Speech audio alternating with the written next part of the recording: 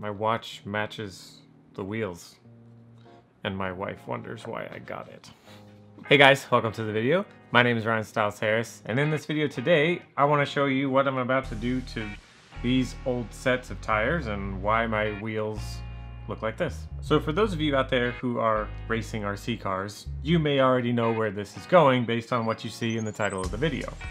However, if you're new or you haven't done this yet, you may find this very helpful and it may save you quite a bit of money the next time you go to put in an order for a set of tires. So as you know, these tires are glued onto these plastic wheels. And what I'm about to show you is how we can save these wheels and reuse them at least a couple more times. You don't need that much stuff and it's fairly easy. So let's go ahead and jump right into it. Okay, so there's a few things that we're gonna need, and I'm gonna go ahead and show you guys what I use to do this. I'll go ahead and start with the core item number one, acetone. This is going to dissolve the super glue that you use to attach the rubber to the plastic wheel, and then it basically makes all the rubber fall off. I'll show you what we're gonna do with it in just a second. This container here is really nice for a particular reason other than its size. If you notice, it has a little bit of a plastic ring, or it has a little bit of a seal around the edge of it. So because acetone evaporates if you just left it in an open container, you want something that's going to seal so that you can keep as much of the acetone contained over a long period of time. I've had a particular container of acetone that I just reuse. I've had it for well over a year now, and very rarely do I need to refill it as long as the lid is kept sealed nicely. For the sake of size, I'm gonna set this back aside for a second. Because you're gonna be working with a fairly aggressive chemical, I always suggest using some rubber gloves so that when you're working with the chemical and the materials, this isn't gonna get on your hands.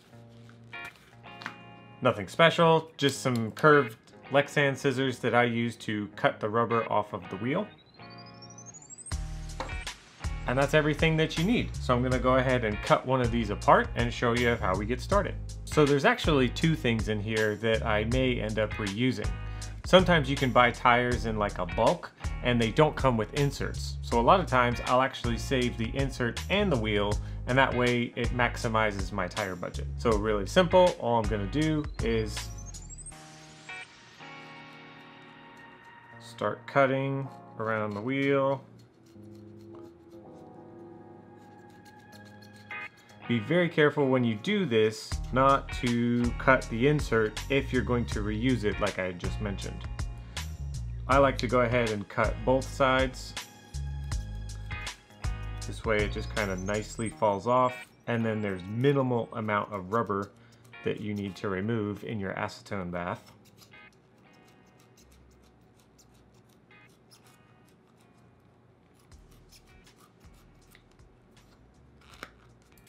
Okay.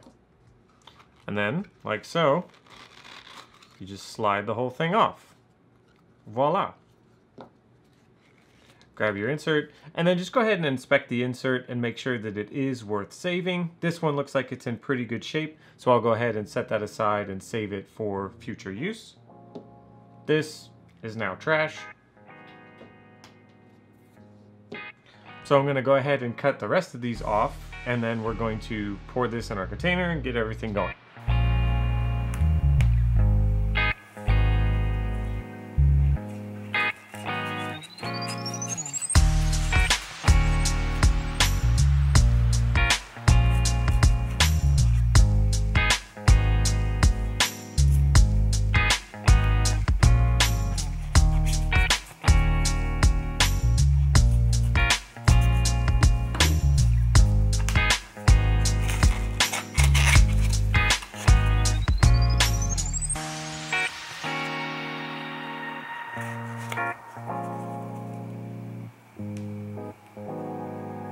So in an ideal world, your wheels are going to be perfect, totally reusable, and last forever. Well, we know that's not the case. Stuff can happen to them, wheel nuts can back off, and the hex area can become damaged.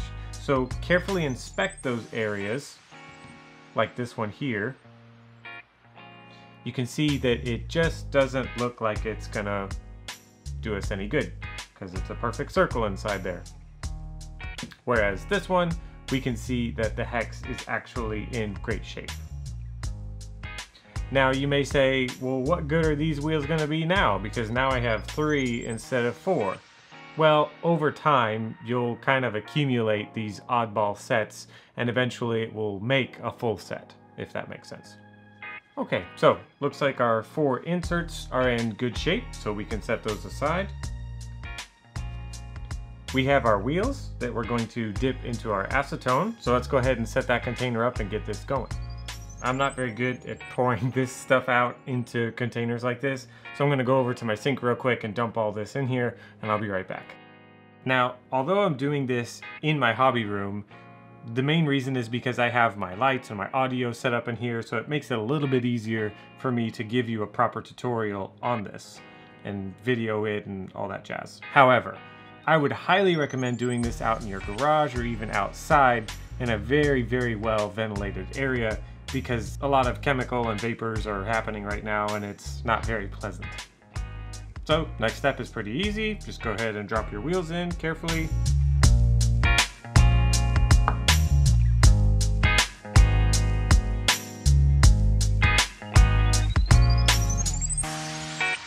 If they don't sink on their own, just give them a nice little push.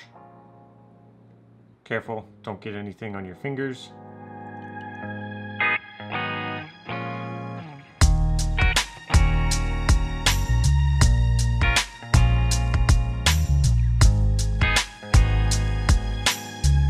And then away they go. Go ahead and put as many as you can in here. The key to getting it so that all of the rubber falls off at the same time is to keep the wheels completely covered. So if I put a bunch more wheels in here on top, they probably wouldn't be underneath the level of the acetone in the container, and I don't think that much would really happen. So keep them completely covered in the acetone, and then normally I leave them in here for about 24 to 48 hours, and then the rubber and all the glue falls off very nicely. I can go ahead and show you what has happened to my old acetone container after they've been sitting in there for 2 days. So go ahead and take the lid, snap it in place, and then you wait. Like I said, should take about 24 to 48 hours to go ahead and get all that stuff to fall off nicely, and then you're left with a very usable wheel. This is my old container. Had this running for well over a year. It just was a little small, and since I started doing 8 scale, I knew I needed something a little bigger. This is when you need the gloves, because you have to get in there, get your hand into the acetone, and you definitely don't want that stuff coming with you.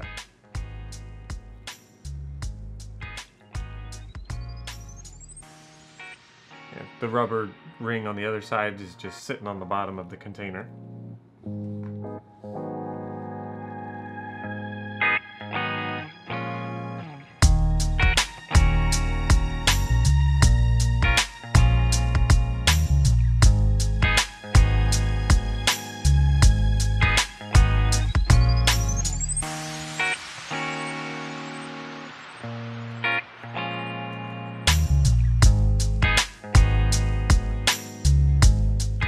And there you have it. One small tip, if you're using white wheels, I wouldn't mix them with a yellow batch, because I've seen them get stained a little bit with a tint of yellow when you mix them. So it must pull, the acetone does pull a little bit of the color out of the yellow, and then the white just kind of sucks it in, and they get a little bit of a dirtiness to them. You fared me well, tiny little acetone bin. So that's going to be it for this video, guys. I really hope that you found this helpful and that it stretches your tire budget just a little bit more. I mean, using those wheels over at least 2 or 3 times, that can add up over time, especially with big bulk tire orders. And then reusing those inserts, like I said, that may or may not be helpful for you guys. Either way, drop a comment down below if you have any tips, tricks, or pointers that you want to share with us. Like the video if you like it. If you're not subscribed to the channel, please, I encourage you, subscribe to the channel. I have more tutorials and race results and lots of fun stuff RC related. That's going to be it for this one. Thank you so much for watching, guys, and I will see you in the next one.